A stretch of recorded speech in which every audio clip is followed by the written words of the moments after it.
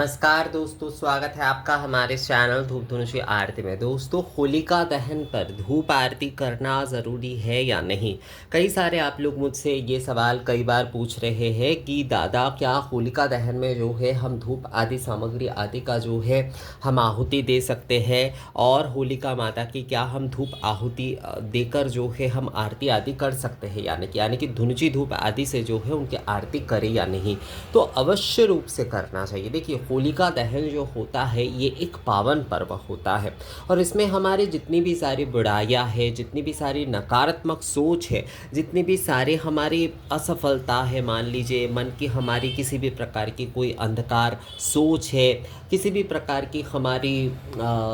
कई प्रकार की कोई घृणा आदि, क्योंकि मनुष्य जन्म है ना, तो कई प्रकार के ऐसे होते हैं, तो हिंसा आदि, ये सब कुछ जो है ये होलिका माँ की जो पुण्य अग्नि है उसमें जो है जला देनी चाहिए। तो उसमें अगर हम जो है धूप आदि से आरती करें तो ये तो बहुत शुभ है। देखिए, अग्नि जो होता है, जैसे आपने दक्षिण भारत आदि में अगर पूजन आदि देखा है तो वहाँ पर जब हवन आदि भी किए जाते हैं तो हवन आदि के जो समाप्त होता है, शुरू में भी जैसे कि एक संक्षिप्त आरती किए जाते हैं, और जब ये हवन आदि जो है पूर्ण होता है तब भी जो है एक आरती किया जाता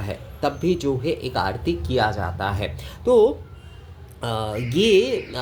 पूर्ण आरती होता है। मतलब हवन आपके कार्य जो है वो आपके पूर्ण हुआ तो उसमें आरती किए जाते हैं, उसके बाद जो है अग्नि विसर्जन आदि किए जाते हैं। तो अग्नि को भी जो है धूप दीप आदि से आरती अवश्य रूप से हम कर सकते हैं, इसमें कोई भी समस्या बिल्कुल नहीं है दोस्तों, किसी भी प्रकार की कोई समस्या बिल्कुल नहीं है। और होलिका माँ की आरती तो हमें अवश्य रूप से करना चाहिए। होलिका माँ की अगर हम जो है धूप आदि प्रज्वलित करते हुए जो है यानी कि धुनुची धूप आदि से हम उनके अगर आरती करते हैं ना, तो ये बहुत ही ज़्यादा जो है वो शुभ होगा। देखिए, आप राल गुग्गुल, ये जो है गोबर के कंडे में, शुद्ध गोबर के कंडे या फिर नारियल के छिलके में, जो भी आपके प्रदेश में बहुत सही मिलता है। नारियल के छिलके मैं ज़्यादातर कहता हूँ, क्योंकि कंडे कई जगह पर अच्छे नहीं मिलते हैं, पर जिनके घर पे अच्छे वाले कंडे उपस्थित है या फिर उनके आस पड़ोस में जो है अच्छे वाले कंडे मिल जाते हैं, या फिर जैसे कुछ दिन पहले एक जन जो है उत्तराखंड से मुझे बोल रहे थे, हरिद्वार आदि से वो है,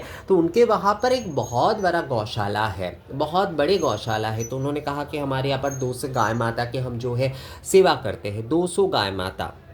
तो उनके गोबर आदि से ही हम जो है अपने घर की धूप आदि करते हैं। छिलके हमारे यहाँ पर उतना नहीं मिलते, तो बिल्कुल सही है, आपके वहाँ पर अगर शुद्ध वाले वो मिल रहे हैं कंडे जो है, तो आप जो है उसका ही प्रयोग करें। जैसे होलिका माँ में भी जो है कंडे के जो है अजोपले की माला आदि जो है वो भी जो है होलिका माँ की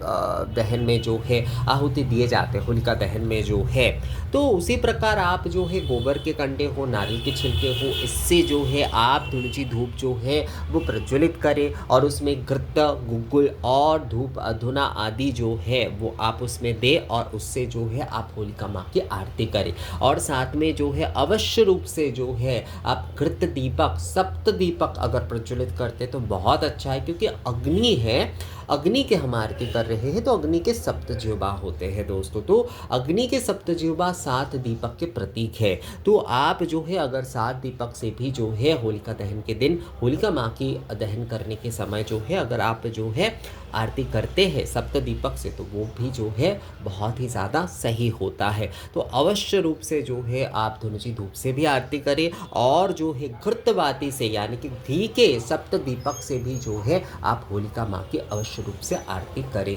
तो ये जो है ये बहुत आवश्यक है, होलिका दहन की विधि के लिए जो है आप आरती अवश्य करें दोस्तों, अवश्य रूप से आरती आप करें। तो ये वीडियो मुझे लगता है आप लोगों को समझ में आ गया है। अगर इस बारे में आप लोगों का और कोई सवाल आती है तो आप लोग मुझे कमेंट्स करके या मेल करके पूछ सकते हैं। मिलेंगे आपसे अगले वीडियो में, तब तक के नमस्कार।